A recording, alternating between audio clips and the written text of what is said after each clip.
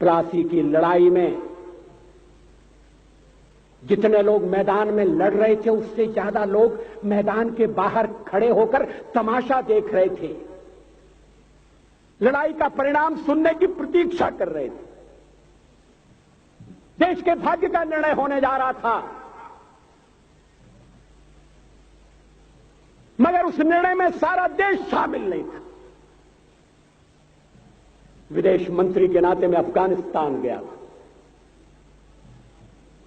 आपको सुनकर ताज्जुब होगा, अफगानिस्तान के अपने मेजबानों से मैंने कहा मैं गजनी जाना चाहता हूं, गजनी। पहले वो मेरी बात उनकी समझ में नहीं आई, कहने लगे गजनी तो कोई टूरिस्ट स्पॉट नहीं है,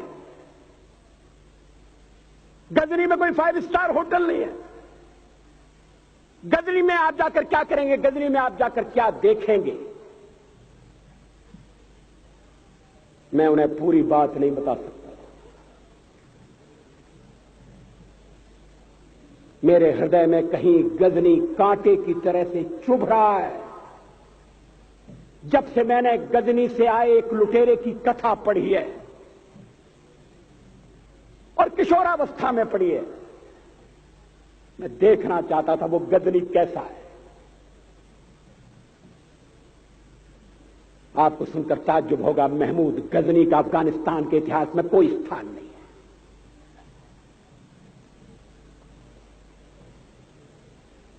गजनी छोटी सी जगह है, छोटा सा गांव है।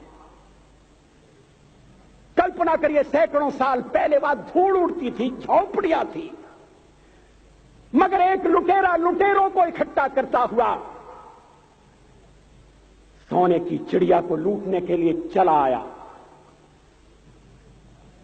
आपस की फूट से जो राजा है वो लड़ेगा,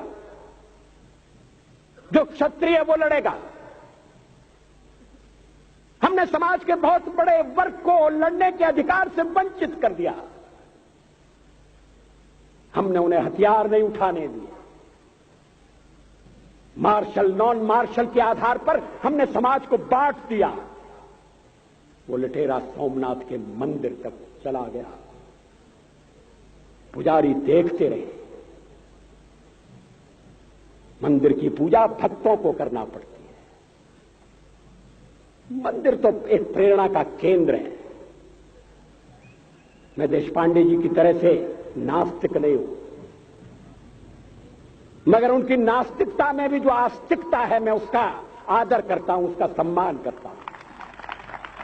वो जिस आत्मविश्वास से नास्तिक होने की बात कहते हैं,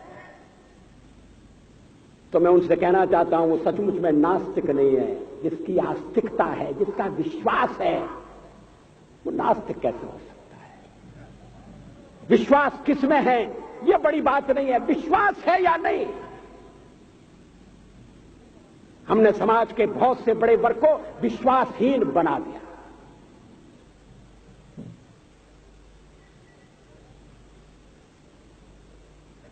लोगों ने हथियार नहीं उठाए, वेद पढ़ने के दरवाजे बंद कर दिए। इसलिए हम पादाक्रांत हुए। अफगानिस्तान में मैंने एक बात और देखी। मुझे जिस होटल में ठहराया गया उसका नाम था कनिष्क। अफगानिस्तान एक मुस्लिम देश है। मुझे बड़ा ताज्जुब हुआ। मैंने कहा कनिष्क यहां कहां से आए? तो मेरे साथ अफगानिस्तान के विदेश मंत्री थे। मैंने कहा कनिष्क आपका कौन लगता है? कनिष्क से आपका क्या संबंध है? कहने लगे कनिष्क हमारा पूर्वज है, कनिष्क हमारा पुरखा है। He was one of our four father. मैंने कहा तब तो हमारे आपके पुरखे एक हैं। अफगानिस्तान के लोगों ने उपासना पद्धति बदली है, संस्कृति नहीं बदली। आज के भारत के परिवेश में यह सुनने के बाद थोड़ा विचित्र लगता है। हमारे यहां तो धर्मांतरण के साथ राष्ट्रांतरण होता है, ऐसा दृश्य दिखाई देता है। पड़ोसी देशों में ऐसा नहीं हुआ। अभी राम जन्मभूमि का मामला चल रहा है। एक विदेशी आए, कहने लगे ये राम जन्मभूमि का क्या झगड़ा है। हमने कहा इस पर विवाद हो रहा है कि श्री राम कहां पैदा हुए थे, और जहां पैदा हुए थे वो स्थान उनके मंदिर के लिए प्रयुक्त किया जाए या न किया जाए। वो इंडोनेशिया से आए थे, वो मुसलमान है। कहने लगे हम तो समझते थे कि राम के लिए सारे भारत में आदर होगा, सम्मान होगा। हमने कहा ये आपने कैसे समझा। कहने लगे आप तो इंडोनेशिया आ चुके हैं, इंडोनेशिया में बहुत से लोगों ने इस्लाम स्वीकार कर लिया, मगर श्री राम को विस्मृत नहीं किया, श्री राम को भुलाया नहीं। इंडोनेशिया के बाली द्वीप में 1 महीने रामायण की लीला होती है। मैं उस समारोह में जा चुका हूं। उस समय भी विदेश मंत्री मेरे पास बैठे थे। मैंने कहा ये रामायण ये क्या हो रहा है। मैंने कहा एक्सीलेंसी ये मंच पर क्या हो रहा है। कहने लगे एक्सीलेंसी आपको पता होना चाहिए। हमने कहा मुझे तो पता है मगर मैं जानना चाहता हूं। कहने लगे ये रामायण है, ये राम है, ये लक्ष्मण है, ये सीता है। हमने कहा इनसे आपका क्या संबंध है, आप तो मुसलमान हैं। कहने लगे हमारा संबंध बहुत पुराना है, हमारा तब का संबंध है जब हम मुसलमान नहीं हुए थे। थाईलैंड की राजधानी अयोध्या कही जाती है। थाईलैंड के राजा को आज भी राम कहा जाता है। सावरकर जी ने हिंदू राष्ट्र की बात की, हिम्मत के साथ।